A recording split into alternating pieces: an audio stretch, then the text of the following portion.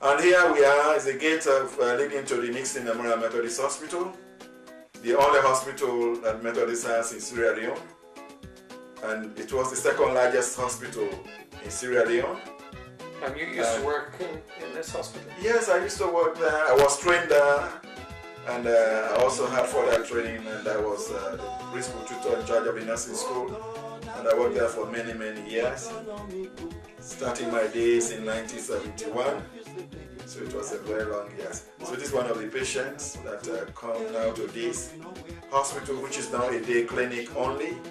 And here is Reverend Manga. He's the nurse in charge of the clinic, the day clinic. And patients come, so a mother with a baby that has come. So Manga, who is the nurse in charge of the clinic. And we have a resident doctor in this place. He comes from Kenema. Dr. Misa, he comes twice a week to see patients that Manga will then refer to him.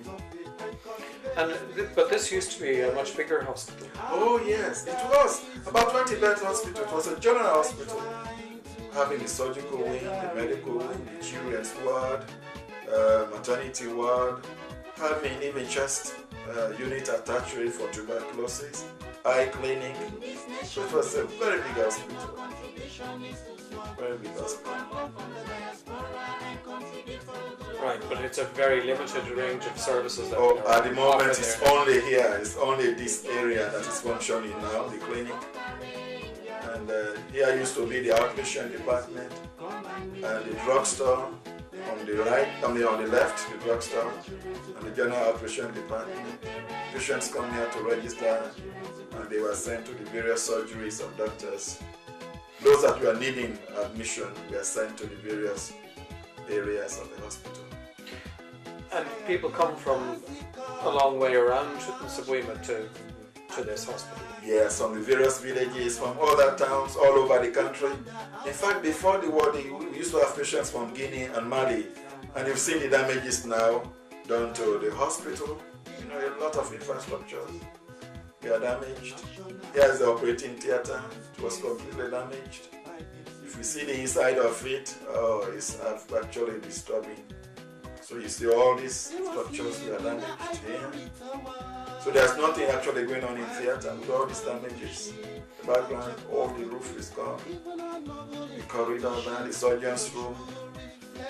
They did quite a lot of damage. The rebels did quite a lot of damage to this area. The zinc has all been removed by people we don't know, could be even the civilians.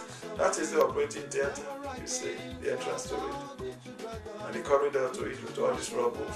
And you see the sterilizing room, all that. There used to be quite neat and clean, all these rubbles, all these damages.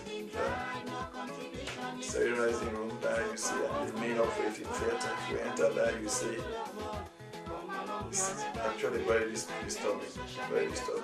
The floor is neater, a lot of things, windows damaged.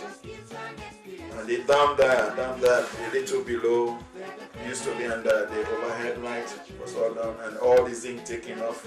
This is the main operating theater.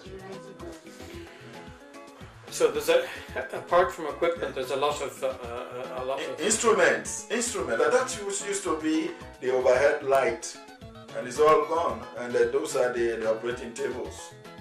So they're all gone.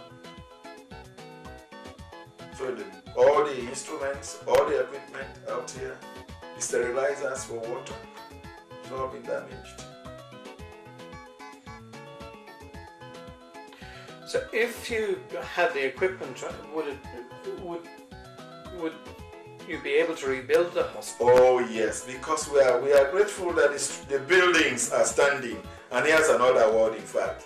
The buildings are standing. All they need is renovation.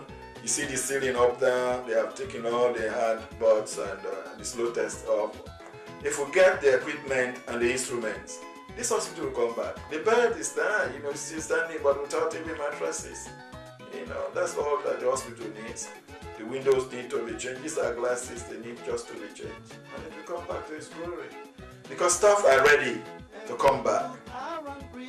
The staff are there. They still are have the ready. staff. They are in diverse places ready. They committed themselves at a meeting very recently we had. Is this the outside of the operating? Now that is the outside of children's ward. Children's ward. Yes, and that used to be the drugstore, the one we are seeing ahead of us. It used to be the drugstore. And on the right is a maternity ward. And that is the water pump. It was operated through underground tank. This is another ward again, women's ward at the other end. There's the corridor.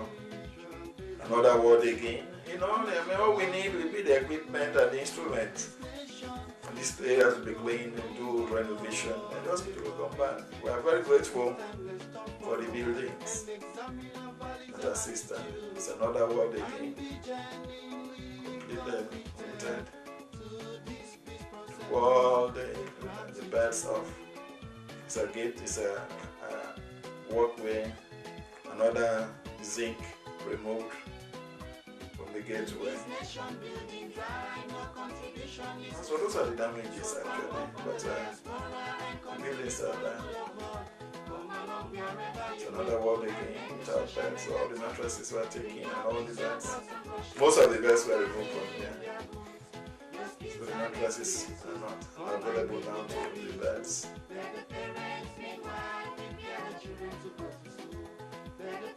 So how many beds did this hospital have? 200 beds. And how many people would have worked in the hospital? We had over 100. And this used to be one of the houses of the doctors. And Dr. Jennifer Gibson used to work there. You know, we used to live in this house. Right. Yes. And that is the nursing school, the School of Nursing, where I was principal tutor for 17 years. And that is the school. So without doors.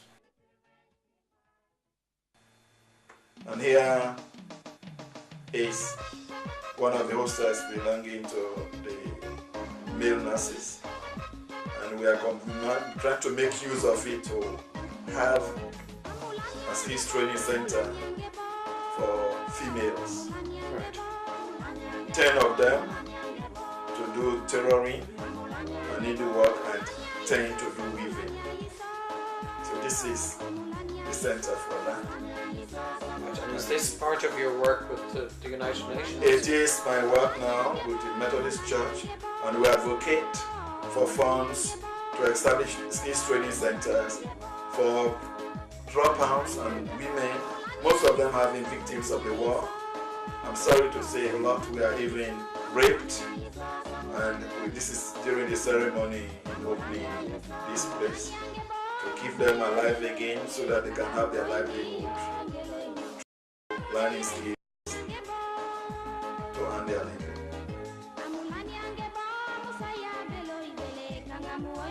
So that was the day of the opening, and Brother S.F. Boyman, who is a very strong Methodist and also the representative of the environment chain, was there on that day when we were trying to establish this skills training center. Which is like the gentleman in the black shirt, is it? The essence is the one, yes, is the eldest man. And that's me standing and addressing. And this man who's just turning over as one of the chiefs. And the two gentlemen, the one is a trainer in tailoring and the other is a trainer in weaving. And these are the trainees